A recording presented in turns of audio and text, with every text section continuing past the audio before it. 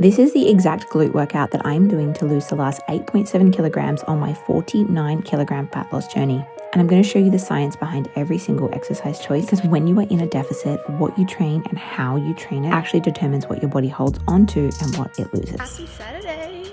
We're off to the gym. Gonna go train legs.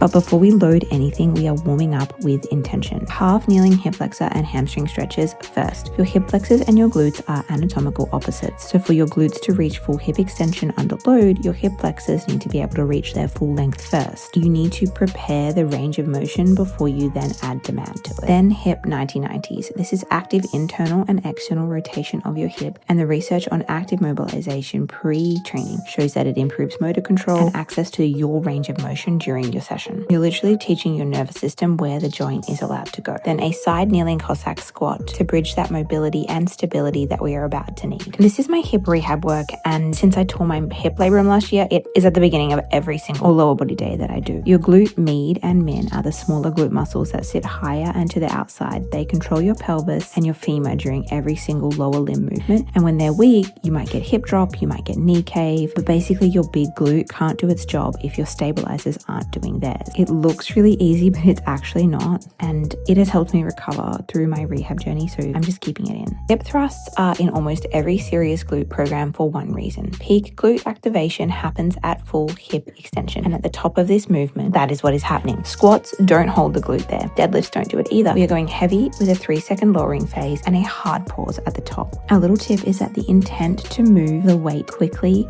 and forcefully matters just as much as the load you're actually moving. Where hip thrusts load the glute at the peak contraction, Romanian deadlifts load them at the peak stretch. During deep hip flexion under load, training the muscle in its lengthened position. And the evidence on lengthened position training for glute hypertrophy is some of the most compelling research that we have right now. So between these two exercises, we cover the entire force length curve of your glute muscles. You want to make sure that you screw your feet into the ground and really focus on tipping your pelvis and pushing your hips back and up to isolate the movement to your hips and make them more glute focused than hamstring focused. Bulgarian split squats will expose what bilateral training hides. One leg at a time tells you the truth about any side-to-side differences in any strength or stability that you might have. And the rear foot elevated position stretches the hip flexors of the rear leg, which through that same reciprocal relationship from our warm-up drives better glute activation on the working leg when it's its turn. They are brutal and they are supposed to be. We love to hate them. 45-degree back extensions, but using a glute-focused technique to completely change which muscle you're training. Using a rounded upper back with a posterior pelvic tilt and driving your hips into the pad will shift the load off your spinal erectors and onto the glute. It's a really small cue, but it completely changes the exercise. And if I'm doing these on an upper body day, I'll use the traditional technique, but here on a glute focused leg day, we do them this way. I couldn't get the cable machine today, so we swapped cable hip abduction to finish the workout out with seated hip abduction